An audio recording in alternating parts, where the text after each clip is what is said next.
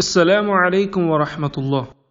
Kuniyil Anwarul Islam Arabic college IQAC and IT team പുറത്തിറക്കുന്ന الدرر اللغويയുടെ പുതിയ എപ്പിസോഡിലേക്ക് എല്ലാ ഭാഷാ സ്നേഹികൾക്കും സ്വാഗതം.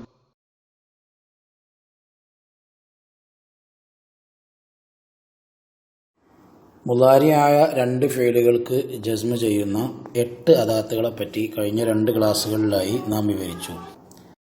ബാക്കി 4 അദാത്തുകളെ കുറിച്ചാണ് ഇൻഷാ അല്ലാഹ് ഈ ക്ലാസ്സിൽ നമുക്ക് മനസ്സിലാക്കാനുള്ളത്. 9ാമത്തെ അദാത്ത് അയ്യുൻ. 2 മുളാരിയായ ഫീലുകൾക്ക് ജസ്മ ചെയ്യുന്ന അദാത്തുകളിൽ മുഅറബായ ഒരേ ഒരു അദാത്താണ് അയ്യുൻ എന്നത്. ബാക്കി എല്ലാ അദാത്തുകളും മബ്നിയാണ്. ചോദ്യാർത്ഥത്തിലും ഉപയോഗിക്കുന്ന അയ്യുൻ എന്ന പദം ഷർത്തിൻ്റെ അർത്ഥത്തിൽ പ്രയോഗിക്കുമ്പോൾ എല്ലായ്പ്പോഴും മറ്റൊരു ഇസ്മിലേക്ക് ഇളാഫത്ത് ചെയ്യപ്പെട്ട രൂപത്തിലായിരിക്കും. മുളാഫ് ഇലൈഹിക്കനുസരിച്ചായിരിക്കും അയ്യുൻ എന്നതിൻ്റെ അർത്ഥം വരിക.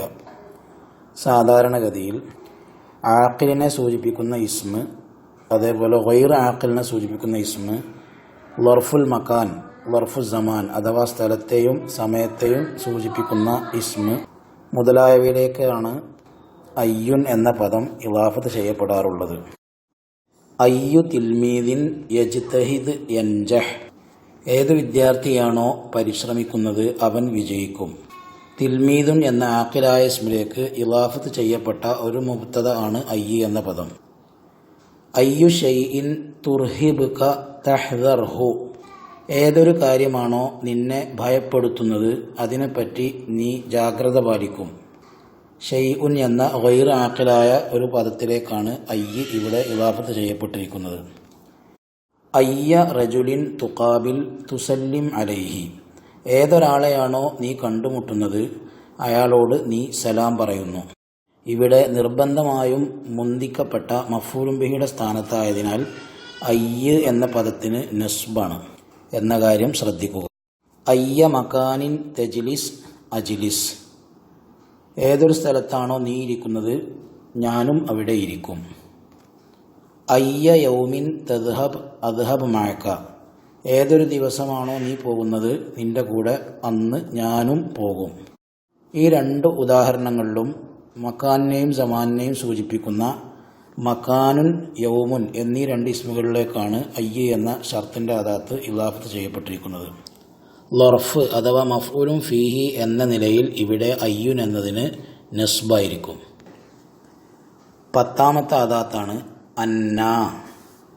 ഐന എന്നതിനെ പോലെ സ്ഥലത്തെ സൂചിപ്പിക്കുന്ന എവിടെ എന്ന അർത്ഥത്തിലുള്ള ഒരു ഷർത്തിൻ്റെ അദാത്താണ് അന്ന എന്നത്. അന്ന യൻസിൽ ദുൽ ഇൽമി യുഹ്തറം. വിജ്ഞാനമുള്ളവൻ എവിടെ ചെന്നിറങ്ങിയാലും ബഹുമാനിക്കപ്പെടും. 11ാമത്തെ അദാത്ത് ഹൈസുമാ.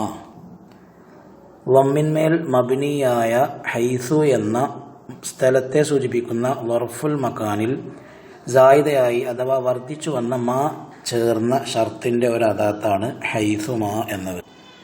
ഐന, അന്ന എന്നിവയെ പോലെ സ്ഥലത്തെ സൂചിപ്പിക്കുന്ന ഒരു പദമാണ് ഹൈസുമാ എന്നതും. ഹൈസുമാ തജിദ് ഉമ്മക തൻസുർഹ. നിന്റെ ഉമ്മയെ നീ എവിടെ കണ്ടാലും അവരെ നീ സഹായിക്കും. അവസാനത്തെ അദാത്ത് കൈഫമാ.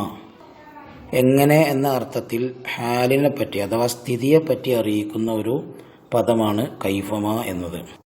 കൈഫമാ എന്നതുകൊണ്ട് ജസ്മ ചെയ്യപ്പെടുന്ന മുളാരിയായ 2 ഫീലുകളുടെയും പദവും അതിൻ്റെ അർത്ഥവും ഒന്നാകണം എന്ന കാര്യം പ്രത്യേകം ശ്രദ്ധിക്കേണ്ടതാണ്. കൈഫമാ തെൽഅബ് അൽഅബ്. നീ എങ്ങനെയാണോ കളിക്കുന്നത് അങ്ങനെ ഞാനും കളിക്കും. ഇവിടെ ലഇബ എന്ന ഫീല് ഒരേ അർത്ഥത്തിലാണ് ഷർത്തിൻ്റെയും ജവാബിൻ്റെയും ഫീലുകളായി വന്നിട്ടുള്ളത്. അപ്പോൾ കൈഫമാ തെൽഅബ് അജ്ലിസ് എന്നോ കൈഫമാ തദ്രിബ് അഷ്റബ് എന്നോ മറ്റോ പറയാൻ പാടില്ല. മേൽ 12 അദാത്തുകൾക്ക് പുറമെ ഇദാ എന്ന ഒരു അദാത്ത് കൂടി സാധാരണഗതിയിൽ 2 മുളാരിയായ ഫീലുകൾക്ക് ജസ്മ ചെയ്യുന്ന കൂട്ടത്തിൽ എണ്ണാറുണ്ട്. കവിതകളിലാണ് മിക്കവാറും ഇത് വന്നിട്ടുള്ളത്. വിശദമായ പഠനങ്ങൾ ഇൻഷാ അല്ലാഹ് തുടർ ക്ലാസ്സുകളിൽ ലഭിക്കുന്നതാണ്.